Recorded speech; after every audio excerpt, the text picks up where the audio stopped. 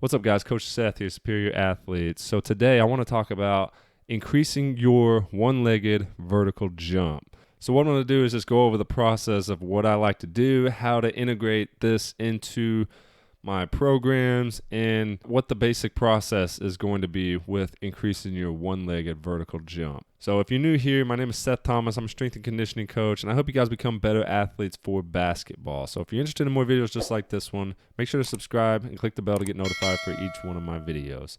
As always, make sure to check the links in the description box below, as well as my channel merch link.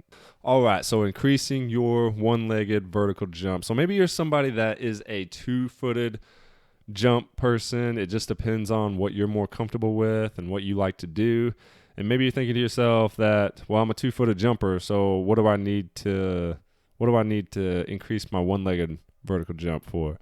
Well, that is not the right mindset to have. You want to be able to do any and everything in your games, right? So you don't want any type of limiting factor. You want to be able to, and especially like stuff like jumping, you're going to have to do all types of jumping in basketball. And this goes for the opposite too. If you're a one-legged jumper and you're just like, I can't jump two-legged, so I'm not going to do it.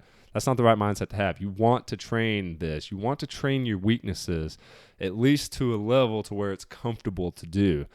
So kind of just throw that out the window, throw that out the gate right now. And you never know. Once you start to develop this side of things, and you might actually turn into a one-legged jumper or vice versa.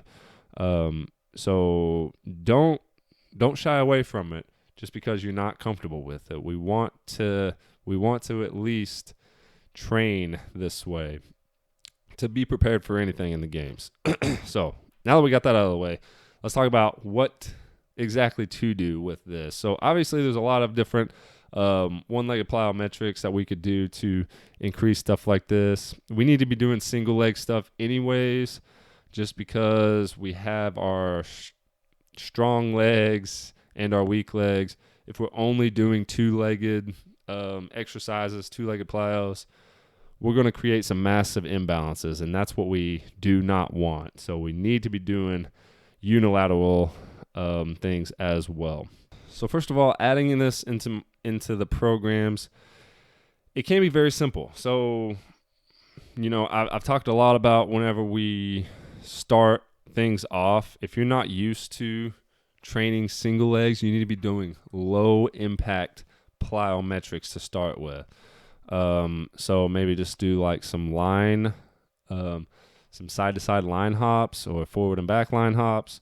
Then you can progress that by going mobile with it. So doing linear side to side and then the lateral front and back, stuff like that, just to get the feel of it, get the comfort going. And there's a lot of, this is going to be developing that ankle strength mainly with those low impact ones, and just that control as well. So once you start to do that, then you can start to work in some strength stuff as well. Just going to give you a couple examples. There's a lot of different ways you can do this. Obviously, lunges are really good for stuff like this. They get to be pretty challenging at the very beginning. So you could do something like a step up, a step down. I've talked about a lot of these exercises in my previous videos, so you can make sure to go check those out. But yeah, a lot of single legs, a lot of unilateral strength exercises, just to make sure we got that strength down. We never want to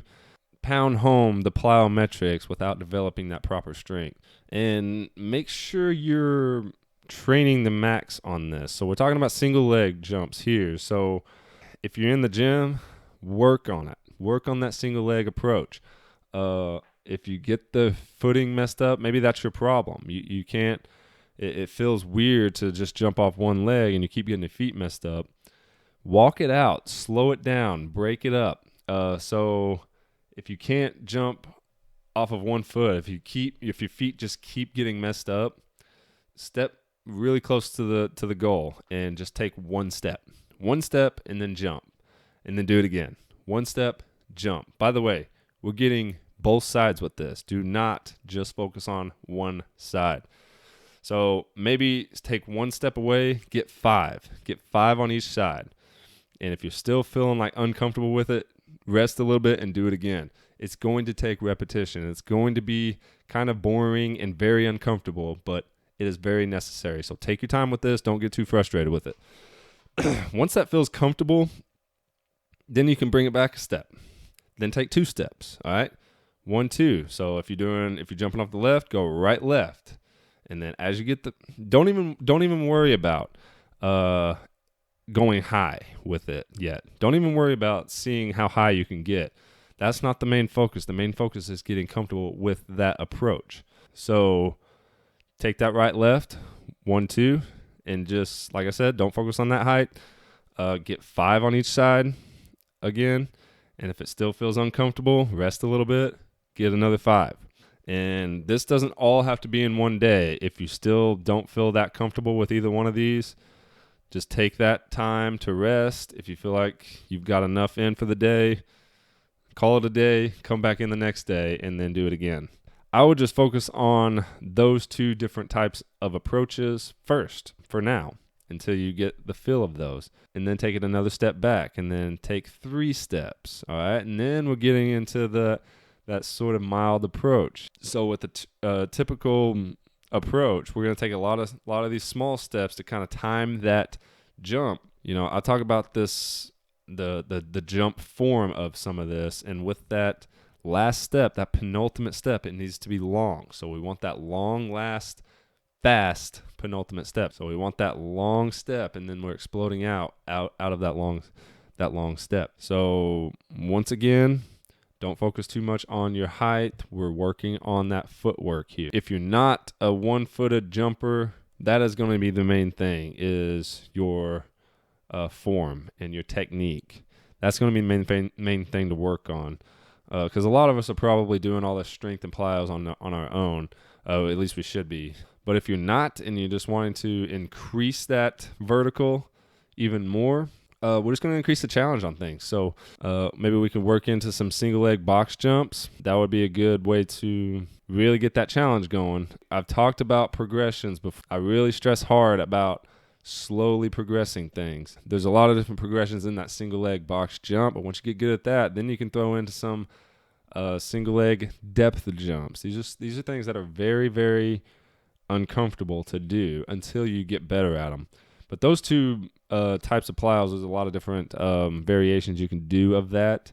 But those are the 2 that I would recommend with that. And then as far as strength goes, strength and power, one exercise example that I like and I've seen is going to be the rear foot elevated quarter squat. The reason I like this so much is because you can only do so much weight on your back whenever you're in a squat. That's going to hinder your lower body force, okay? And what I mean by that is if you have a lot of weight on your shoulders with that quarter squat, power squat, eventually you're going to get to the point where the back is going to be the limiting factor.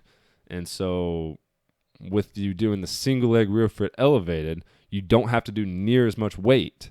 And there's a lot of different variations. You could hold dumbbells to the side where there's not really. Then the limiting factor is going to be the grip of the dumbbells and stuff like that. But there's no huge stress on the back, and we can go up in that weight. Keep in mind, guys, this is a very advanced way of doing things, but that is going to be a good way to increase that single leg vertical jump. I felt like I was kind of all over the place with that one. Hopefully I made that make sense. Thank you guys so much for watching. If you haven't already, make sure to subscribe and click the bell to get notified for each one of my videos, and I will see you guys next time.